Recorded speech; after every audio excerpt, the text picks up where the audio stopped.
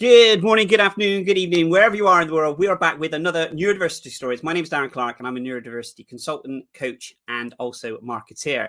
Guys, massive thank you to everyone that is supporting this channel, has been watching this channel previously, and the previous guests and the incredible guests that we have today. We have Tola, who is absolutely a truly remarkable individual who is going to be sharing her story and talking around about neurodiversity as well. We also can't do this without you guys, so please let us know where you're tuning in from. It's always great to know. We are hitting lots of different countries, lots of different time zones, so if you're watching this live, please do chuck into the chat where you're watching this from. If there's any questions throughout this as well, then please do let us know. And if you're watching this in replay, then please, if you see something and hear something that you want kind of to have a discussion about, please drop it in the comments below. So that's all the housekeeping that we're doing. But guys, I also want to say a massive thank you to our sponsors, IDL. They are doing an incredible work on a global scale, and they also have a massive range of products that are really close to my heart. So I want to share with you one of their well-being products and services that they have. Please do check out this from IDL.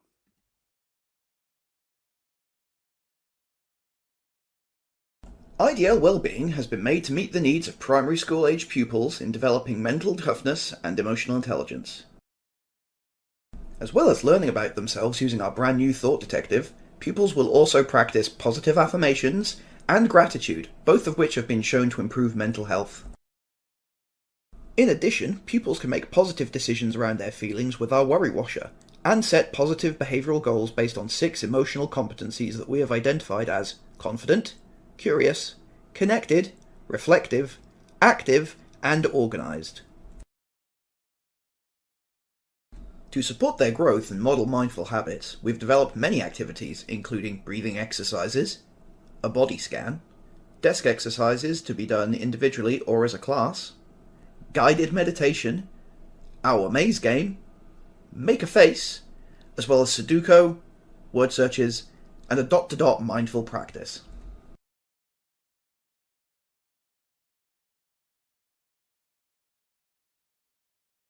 So guys, that's the IDL. So they specialize in multi-sensory software, primary to primary and secondary school globally. Please do check out their incredible products.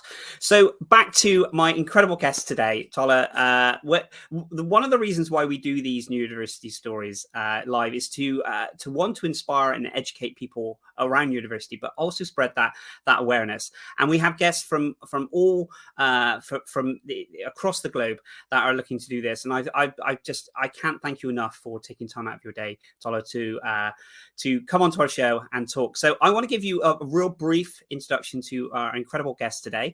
I hope I do it justice. So Tola, she's a passionate advocate for neurodiversity, and she's currently studying a doctorate on BAME adults with neurodivergence. As a consultant, she empowers organizations and individuals to embrace their unique strengths that neurodiversity can bring and provide practical strategies, guidance, and resources to help her clients thrive. I am so looking forward to speaking to Tola today. The bio that you sent me, I don't do it justice in the incredible work that you're doing. So, guys, please sit back as we welcome Tola to Neurodiversity Stories today, and we'll speak to her shortly.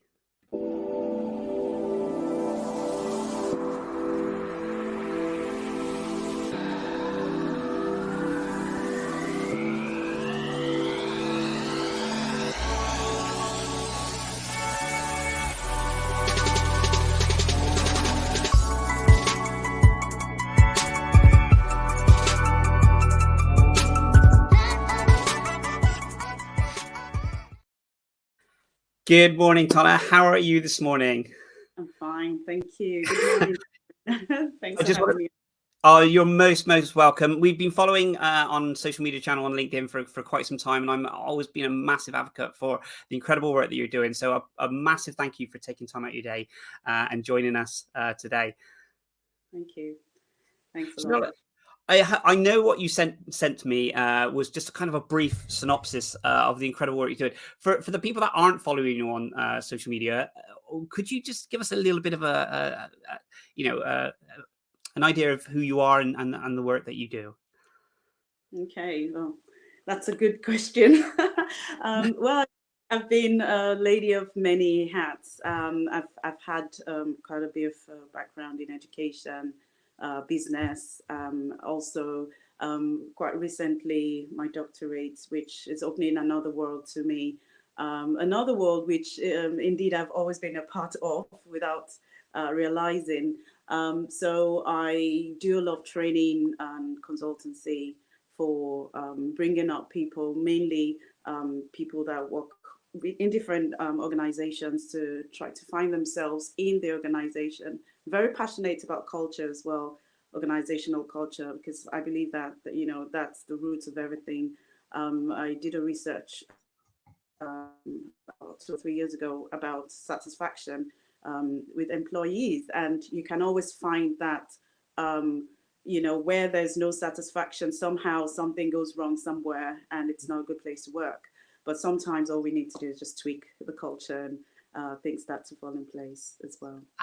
So Absolutely. yes, I've had a few things. I write. I'm a mother, a wife, quite So you're, busy. yeah, incredibly busy. Well, again, thank you so much for sharing that. I just want to kind of touch on the subject you mentioned about you know, in kind of workplace culture, in that side of it, and like you said, a few little tweaks can really change an organization. I've seen this happen. You know, seen this happen in organizations in the past, in you know, many years ago. Do you feel that there has been a considerable change in this, or do you feel that we still need there's a lot more work that organizations need to do to understand the changes that need to be made, and sometimes not even know if there is any problems in there? Yes, well, I think organizations are changing. However, there's some that are just faking it until they make it kind of thing.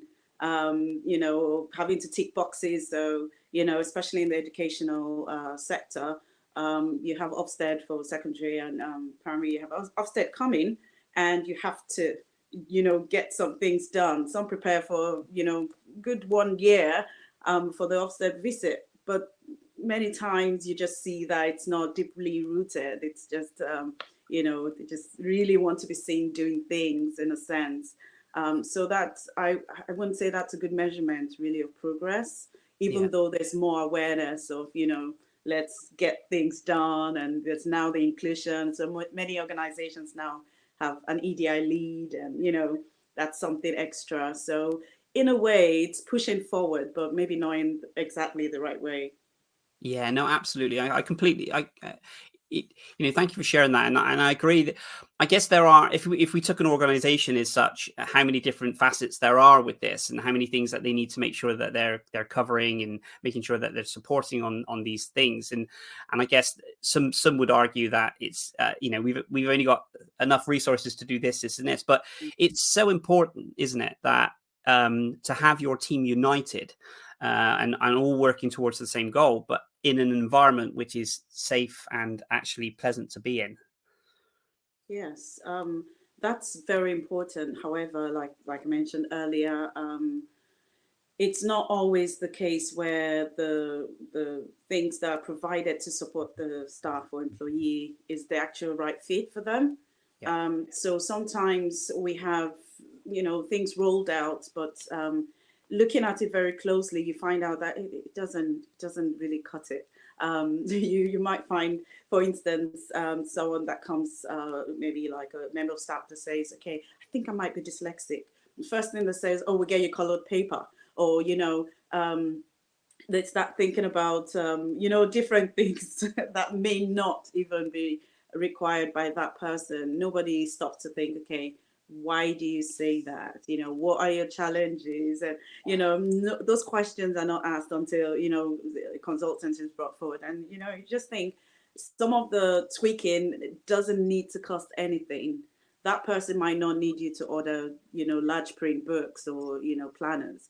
It could just be that they need, you know, some time out, and, you know, they just need a bit of time, extra time as well, to do certain tasks, or need to be moved around if it's a place where they could be moved around.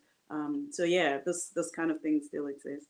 Absolutely. I guess is adults, or maybe as humans, we always try and problem solve. So I guess the first thing someone would think about is if someone was said to their, their HR or the manager or something, I have dyslexia, for instance, I guess the first thing they're thinking is, how do we solve this, or how is there a solution to this? And like you said, is it colored paper, is it tech, is it this? And you're absolutely right. It's actually just sit down and have a conversation. Are the working environments, sometimes it's not actually the practical side of it. It's like you said, the environment or something else that hinders that. Yeah, definitely. I mean, one phrase that I use commonly is, whatever's good for, in the context of schools, whatever's good for SEN, special education needs, is good for all. So sometimes we have that mindset already that things have to be done in a certain way but really, to be honest, if doing a presentation will mean not using white paper, using off-white, or making your screen gray, or whatever it is, those little tweaks really can be done by everyone. Absolutely.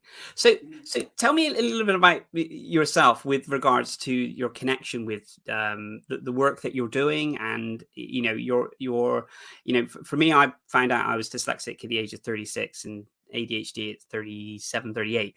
So it's quite late in this kind of term, quite a late diagnosis in that side of it. What's been your kind of connection and your passion with the work that you're doing? Wow, I've been on a journey, to be honest, a very, very lengthy one. So I first found out about dyslexia, me being dyslexic, when I was 38. It kind of was a shock, although not so much of a shock, bearing in mind that I'd had certain difficulties. I would have been set to be an A student, but when my results come out, I'm either a B or C, those kind of things held me back. And I always thought, oh, maybe I didn't deeply understand it. But I thought I did well in classroom, question and answering. I'm just, having my hands up, teaching other people. Even for my degree, I was there teaching people. Wonderful. And when the results came out, I remember very interestingly, everybody were talking about their results, and they said, "Oh, Tola, did you get a 2-1?" Because they all got 2-1s. And I was like, "No, I didn't get a 2-1. Tola got first." And they kept going around, "Tola got first," because this is Tola who would sit them down and talk through topics that everybody struggles with. And I kind of had that system around, reading something like, I don't know, 100 times and then getting it. So they thought, oh, Tola just reads it that way and gets it. So I just thought, should I do this? Just let them go away saying I got first, I'll call them back and just let them know, because I'd never attended that ceremony. I didn't know if, everything would be printed in some kind of booklet or something. So I went, okay, wait, guys, don't go too far. No, I had a 2-2, and nobody could believe it, because, you don't get a 2-2 if you do everything or well. Seemed to know so much. So that was the first blow. I think that was the first blow I had that was significant in the journey, because it then felt like, okay, so how hard can I try if I can't just go to, it was so easy. Maybe it was my course, maybe it was just my uni, I don't know, but it was easy to get first, because first year didn't count, although I did so much in first year. I had all my energy on my courses, put all my energy on my courses. But, 50% of your scores were from your dissertation, which was a research project. So it was quite straightforward to get first, but I didn't get it. Then I knew, okay, there was something I needed to start doing. And that stood in the way of so many other things.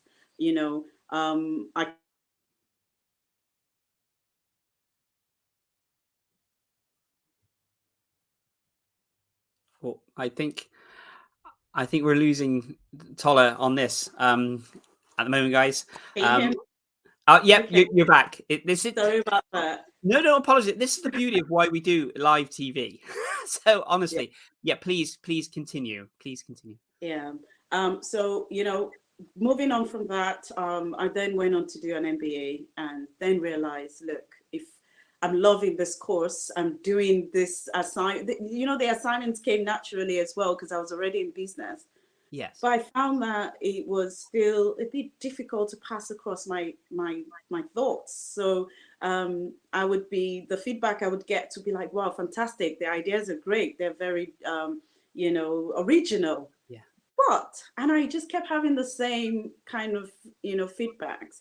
But, you're not kind of weaving your ideas in properly, or we know where you're trying to get to, but you're not, it wasn't, the quality was not as it was expected, maybe for first or distinction. And then I realized I had to do something. So at uni, for my undergraduate, I actually saw some questions, do you find it difficult to pass your messages across? Do you da-da-da-da? If so, come into student union or something like that. And I went in, and to show you how sometimes, we can hold back ourselves just because of, I don't know, stereotypes, stigmas. So I went in, got an assessment done, and then I was told that I would have to see a psychologist or psychiatrist or something. Okay. And then I went, there's nothing wrong with my brain. I'm doing just fine. And I was told, I had a percentage of, I don't know how that was done, but I have a percentage of being dyslexic, and I had a percentage of not being dyslexic. And I said, you know what, I think I'll go. I didn't tell them that, I just didn't go back, So I thought to readdress it in, when I started doing my master's, and it turned out that, I had dyslexia, and I was given the support that I needed. That opened my eyes to a different world. I started doing, postgraduate courses and have a distinction in them. And I thought, whoa, okay, my life just got started.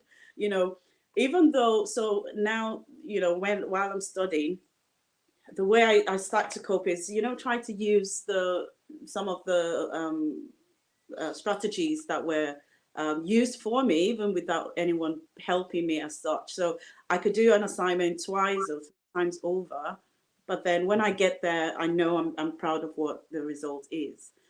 So it's been quite that kind of journey. And then, quite recently, other neurodiversity issues or conditions were brought to light. But I think having that first diagnosis kind of helped me understand further. So, I've spoken to a few people that said having a diagnosis actually helped. It helped answer many questions and things like that. For me, it didn't. I don't know why, but when we met in March at the dyslexia show, I think we spoke about that, and I can't. It just felt very different. I did not, think it was an answer, to be honest. And I guess we'll talk about that as well as we go on, how culture played a part, faith, and, just thinking, no, it can't be me. I write, I've earlier in my working journey, I actually started a writing and editing business. So I've done that. So does it mean I can read and write? But I didn't realize there are different types of dyslexia as well. Tola, one of the things that inspired me massively when we spoke at the dyslexia show was your passion for learning, and your passion for helping others as well. And I remember we were speaking for ages, and I think we spoke a couple of times throughout the time at the show. And I was genuinely was incredibly inspired by the stuff that you've done and the stuff that you plan to to do. And I think it's where do you think that kind of yearning for learning has come from? Has that always been kind of installed in you? Because you're an incredible writer, and the work that you're doing, is that something you've always had a passion for, or is it something that grew in that sense? Well, I think I've always kind of loved learning. I can remember having not liking school growing up. I've always been interested in training, either me training or me being trained. I would always sign up for that course, and even to the extent that while I was teaching, teachers usually don't like CPD. They roll eyes and all, and I'm looking forward to it. Oh no, I don't say it out loud. How that kind of, you get to be the person that likes being there. But I think it's always been there, and surprisingly, I never felt that I had any difficulty in fully understanding. So because I was excited anyway, to learn, it didn't really matter what I took out from it, in a sense, or what I did not take out from it. I enjoyed the process of learning. And I found that it layered. So as I learned something here, leadership, I done quite a lot of leadership training, or once I exposed myself to it, my style of learning, I always thought was just pictorial. So I see a picture. I hardly studied. Now maybe I know why, but I hardly studied. I hardly opened my books, but I did kind of well as well. So that was even an excuse. That was what I thought was affecting me, my grades, because I felt, yeah, well, you never really studied, but I remembered what I wrote down. So I could remember a whole topic, the definition, because I wrote it down, and I could remember I used a blue pen or underlined it. So that helped. So yeah, I do like studying. I don't know if dyslexia has affected me that much with studying, apart from the end result, which, isn't always as great as the effort I've put in. But the process has been fantastic. And hence why you're studying at the moment. Yes, I am. Yes, I've always wanted to do a doctorate. Even straight from my undergraduate days, I applied for a doctorate. But one thing held me back for a few years after I graduated, apart from having a tutu, that affected things quite a lot. I also heard that when you study a doctorate, after 3 years, whatever you've studied is obsolete. So I thought, no, I'm not going to do something in science or something in IT. And by the time I'm writing my dissertation, it's old news. So that kept me back. And I thought, what would I do? Should I do it in writing? Should I do it in psychology? And I kept asking, but I've always been in education. And I then realized that it's possible to actually get that intersection between business, psychology, and education. And that's what I'm doing now. So I'm looking at BAME, Neurodiversity, which is crossing across psychology and business, but I'm doing that under education. Can you thank you again for sharing that? And like I said, I'm always inspired how much learning you're taking on, and obviously you must have a real passion for that to to stay on. But congratulations on everything. Can I just touch on the fact that you mentioned that you're studying around BAME, and this is something that comes up quite a lot, and rightfully so. When we're talking about neurodiversity and neurodiverse individuals as well. Could you tell us a little bit about maybe some of the studies that you found, or some of the things that you've kind of experienced in that side of it? I think the first thing that got my attention while I, was putting, reading papers and research was the fact that we all have some kind of neurodiversity. Would I use the word condition? Or we're all neurodiverse. And the psychologist Judy Singer was the one that coined it. Funnily, she did it during her dissertation. It was a dissertation. And in that dissertation, she mentioned the word neurodiversity, and she compared it to biodiversity. So when we say something is biodiverse, or we're talking about biodiversity, we're talking about, the different living things, bio being living.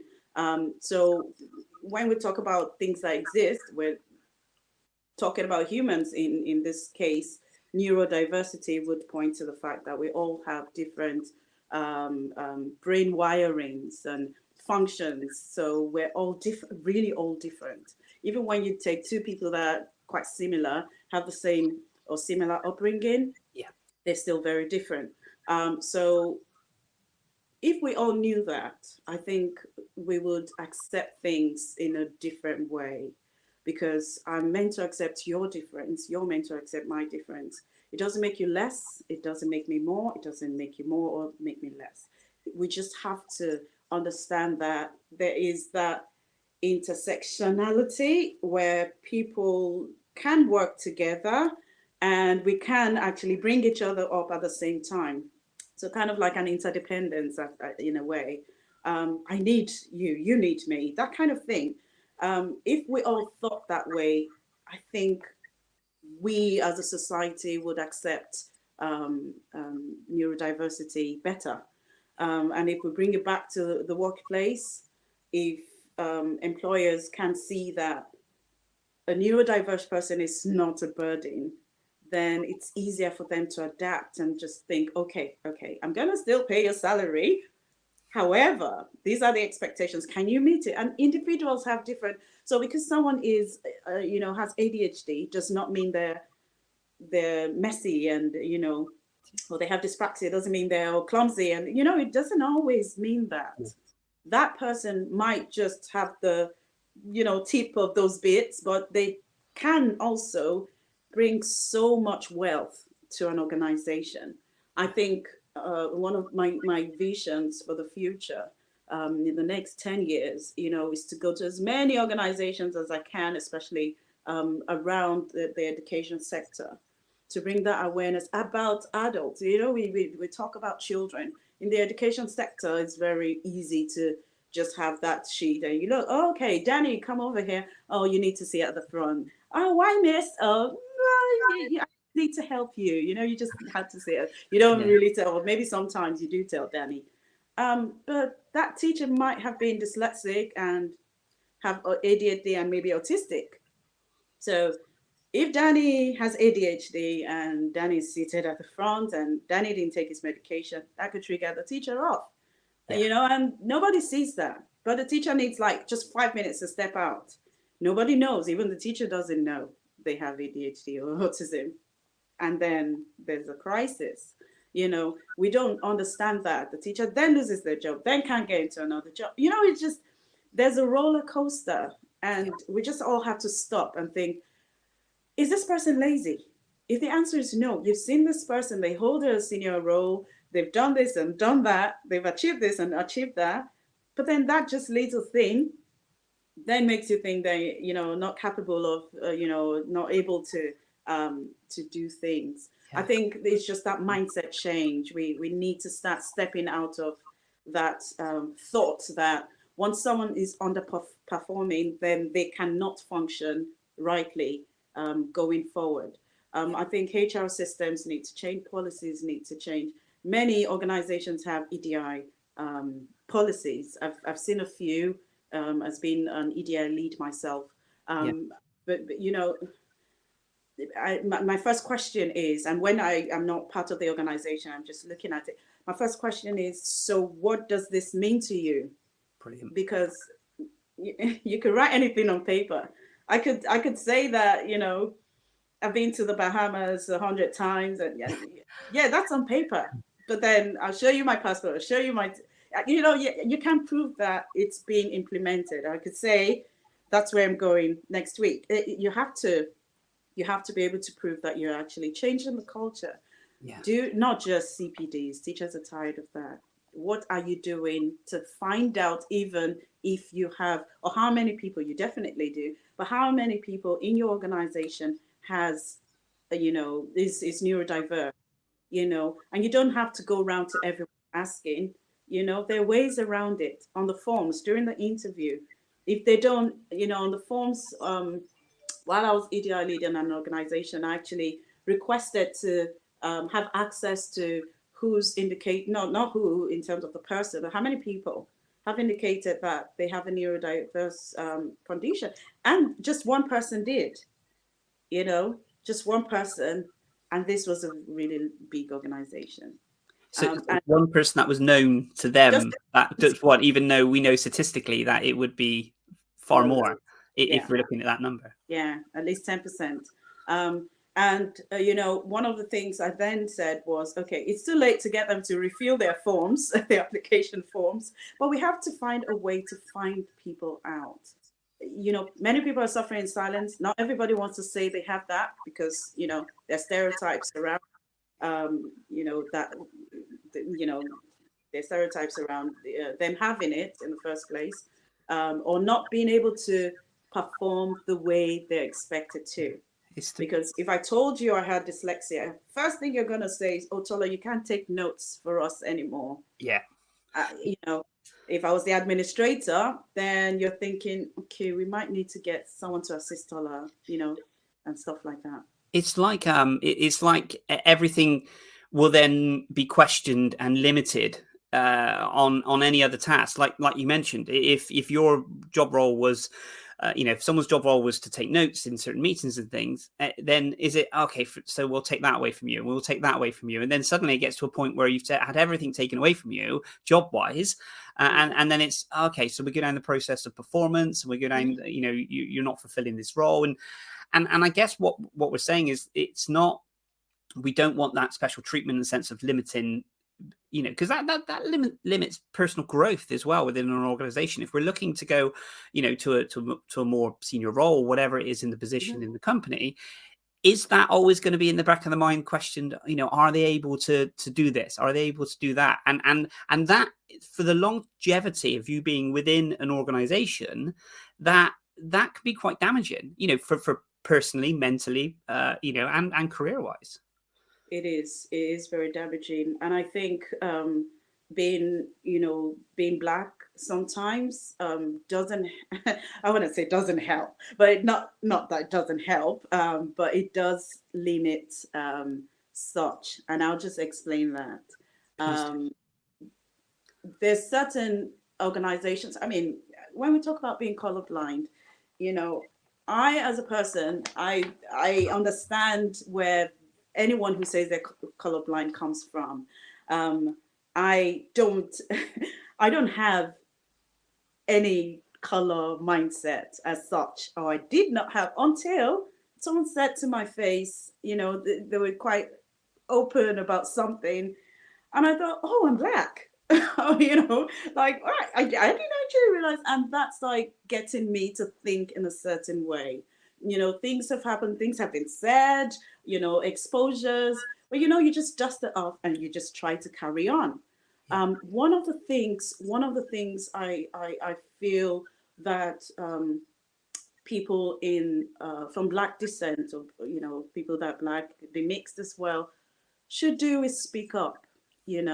We need to speak up about certain things, be assertive. So where there's that limitation, no, this is what I've done in the past. I did it without knowing I was, or, I've always known I have been, and this is what I've accomplished. Now, where there are limiting factors and people cannot achieve what they want to achieve, I would just say that's when people need to start coming out and getting themselves, involved in communities where they can be encouraged to step out rightly. We all have, we're all experts at something. You're an expert, at least you're an expert over your life. You're a leader over your life. So everyone is a leader then, but it's not until we find that one thing or that many things or a few things, some of us, just that many things, we can't just skip to one thing, which is exciting, by the way. It's so exciting. It is. My family, they're so supportive, but they never, there was a period of my life where sadly I had a concussion and things were really quiet. It took me a few years to come out of, everything stopped, had to stop, and, my brother one day just said, this is not you. There was nothing new coming. Tola didn't have any new project she was excited about, Tola was not studying a new course. What's going on? This is not you, but we have to make things happen. We must make things happen. If we don't make things happen, then things will happen anyway. Things will happen anyway. And, we have to understand that culture doesn't really help as well. So you get, those kind of inputs from outside. Okay, you have a great family, hopefully, or you have friends that you could talk to. and it does not affect you any further than out there. But then when you come home and you're neurodiverse, you can't quite discuss in the context, of being BAME. You can't quite discuss it because the first thing is, you just have to put an effort. There's that thing about, I'll use Africans because I have an African descent. I come from an African descent, but I know most Black culture have it. Asians as well. You just have to be resilient. There's nothing that does not stop you from being resilient. No, you lose parents, orphans are resilient. Everyone is resilient. So what's the worst that can happen to you? What's the worst that has happened? You just have to carry on. But beyond that is our mental health. Beyond that is us being us. You can keep overcompensating. You get tired. I did that for a long time. I didn't know I was overcompensating anyway, but I then had crisis, and that was it. It affected my work. I was told I was not competent, and I went, "Oh wow! What? Sorry, how?" Because you've always known that person, and suddenly they're different. You don't stop to say, "What's happening with you?" Talk to me. And I even tried to voice out a few things and said, "Okay, I don't know what. It's just the light. I don't know what's going on. I just get very overwhelmed by everything happening, and I just need a 5-minute break." Yeah. I didn't know what was going on. Then my GP, bless her, just said, "You know what, I think," and I was like, "What does being, what does these have to do with that? That is random." She's like, I think you should just take these forms and go fill it." And I was in tears. "Do you do this?" Yeah. "Does that happen to you when this happens?" "Yeah." "Oh my goodness, they know me, Was that the first time that you felt like someone was actually listening to how you felt within that side of it? Because you mentioned, they knew me, and I always remember when I first spoke about it, it was kind of someone gets me for the first time. Someone gets me. Was that the kind of impression that you had? Yes, I think because I still had to go through the whole assessment process and all that. I didn't quite feel it initially. Yeah. But I think associating with other neurodiverse, people, neurodivergent people, helped me. Coming to the show helped as well. Speaking to you, I told you it was over 3 days, wasn't it, or 2 days? Yeah. And when I went back home, I actually started a book, and I remember coming back and when I couldn't sleep, I just kept writing. And you were like, "Yeah, that's when it comes out." And guess what? It would be out in October. I'm very excited about the experience. It has not been smiley all through. I still touch base with things from the past. Yeah. Suddenly I think, "Oh, was that happen? What happened with that friend?" Or suddenly I think, "Oh my goodness, mental maths. How did I not get it?" I needed the teacher to talk me through it over and over. Like, no, to say it again. So she would say, "Okay, 2 + 3." And the next question comes almost immediately. I had to process it. But give me a paper, 2 + 3, 5, and I just keep going through. It was very difficult. Yeah. But, when I get those flashbacks, I'm thinking, hang on a second, that was it then, but what do I do with it now? How do I help other people who probably don't even know they're neurodivergent? How can I bring that awareness to a workplace so that brilliant minds are not lost through incompetence or, performance issues? So that's where I'm at the moment. You're absolutely spot on. I just want to share a comment from Martin. So companies should focus on our strengths, and it's absolutely what you're alluding to, and the incredible work that you're doing. It should be. Yeah, like I think the analogy. I always like the kind of the pebble analogy. You throw it in, and then it kind of it spreads out to to help people. And I think what you've done and what you're doing and what you'll continue to do with your writing and the work that you're doing, it will help people that don't know that they need the help, and then it will just expand. And I can imagine that's quite it's very rewarding. I mean, it's hard work for yourself to keep going, but I can imagine that's those glimmers of hope that you're putting out there are really must be rewarding, that you're helping these people. Yeah, it has been. To be honest, it's not been easy because, like I said, culture generally it's not accepted in my culture. Having said that, it's bringing things in very simple terms. Okay, so I'm not saying change your whole organization. I'm just saying, instead of giving verbal instructions or announcements, why don't you also put in writing in an email? Do a recap. Oh, this is to recap the briefing we had in the morning. If a business analyst were given different requirements, I mean, how would it would have to be noted down in a certain way. So we have to try as much as possible to adapt ourselves, our culture, even work culture, to be able to accommodate people we don't even know have it, or they themselves don't even know they have it.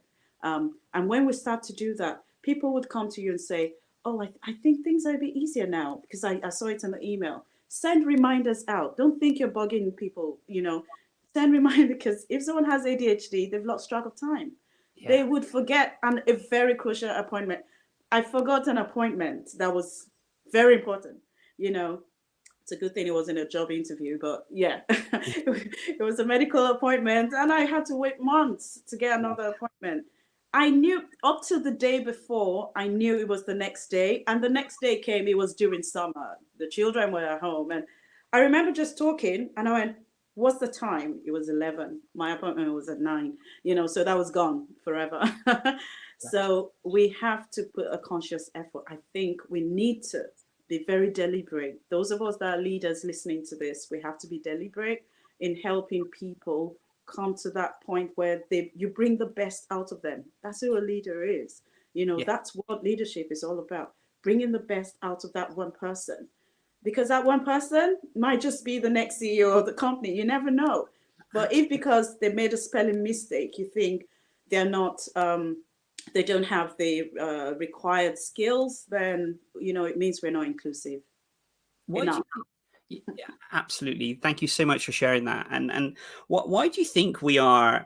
I mean, when someone starts kind of talking about their, let's say dyslexia, for instance, someone starts talking about their dyslexia, and it may be from, you've gone in and done a very powerful talk, or you've done some work within an organization, and it's kind of sparked that, that thought pattern. Actually, I'll speak to my boss. But there's so many other dimensions to this, isn't there? Because it's where do you talk first? Because you have to have the kind of the workplace talk, you have to have the family talk, you have to have the friends talk, you have to, all of these different things that are stepping stones. And yeah, I can imagine, like you said, from the culture side of it, those can be difficult as well from all different sides. For an individual to maybe go into work, hear you talk, and then say, okay, I'm going to start doing this. It's a big process, isn't it, that we have to do, and we have to make sure there's enough support there from all sides. Yeah, it definitely is. I would say start from where you're most comfortable with, and usually it would not be. Sometimes it's not work. So your workplace should know, but we talked about the consequences. Sometimes it might affect promotion that was looming, or something. The first thing probably would be to speak to a GP. I know that's not really your very close circle, but at the end of the day, they can advise then on what the situation might be in the first place, because stress sometimes causes it, causes you to see certain symptoms of some of the neurodiverse conditions. So you might not even have it.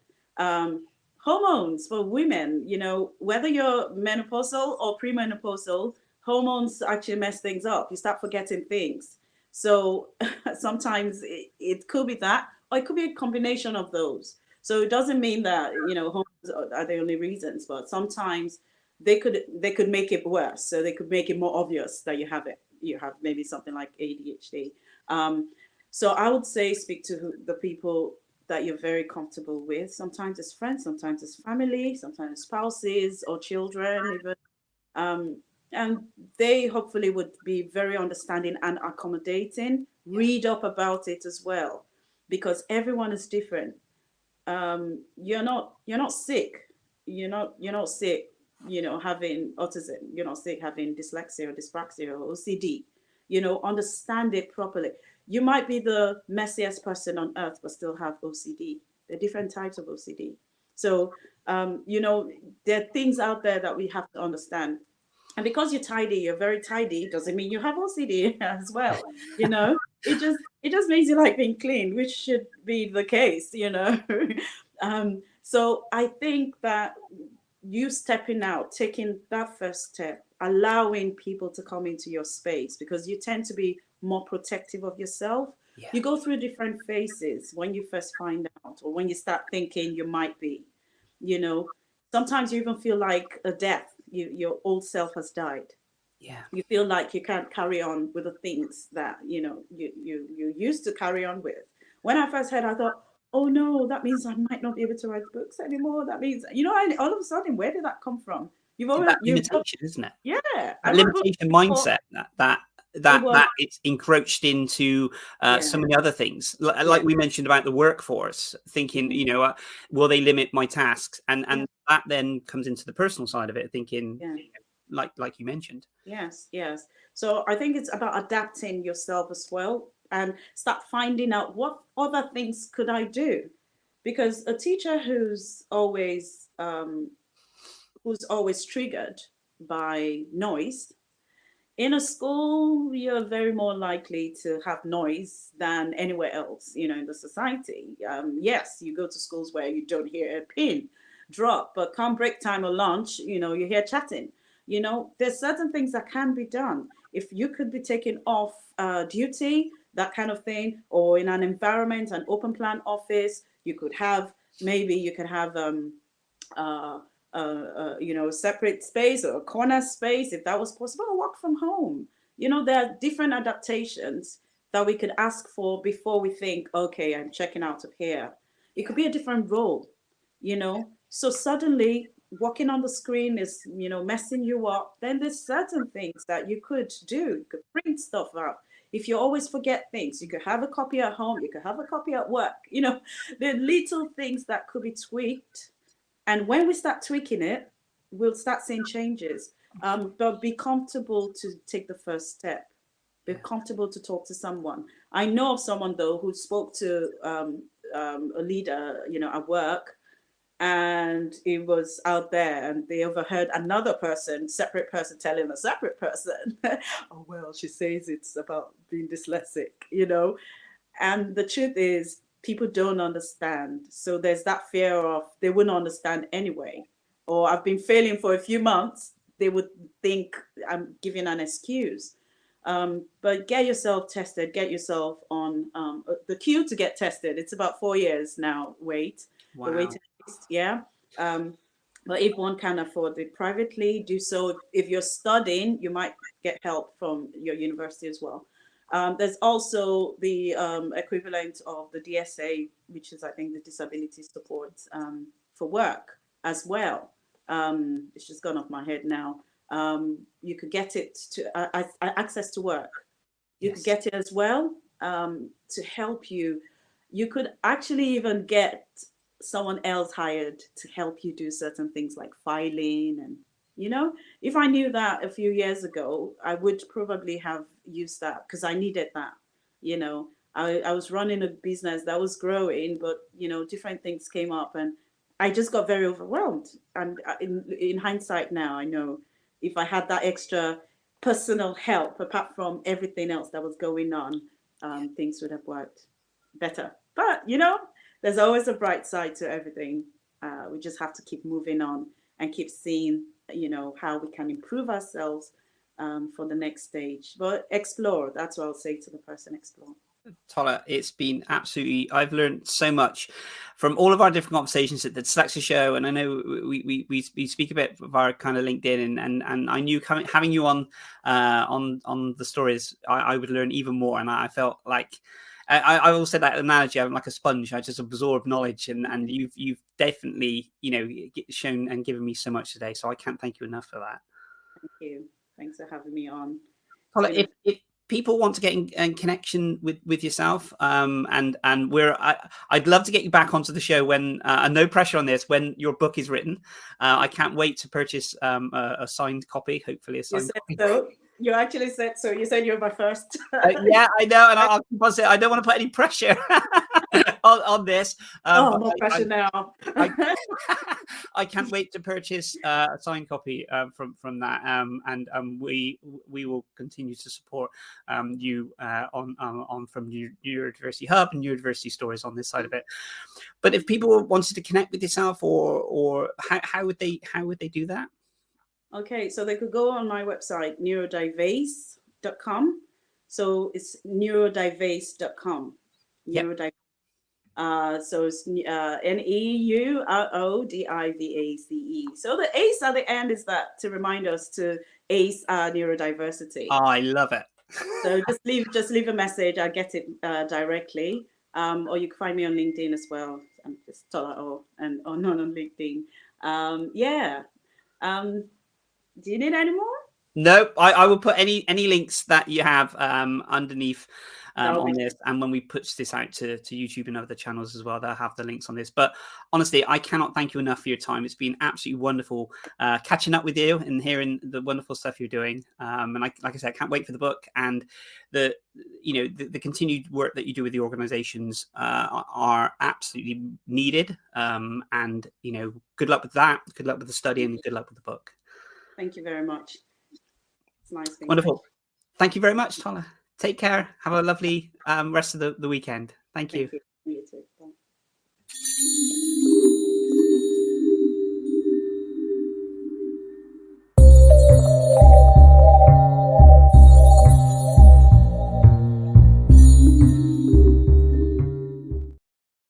So a massive thank you to our guests, and a massive thank you also as well to everyone that watches this and comments. It really does help the channel.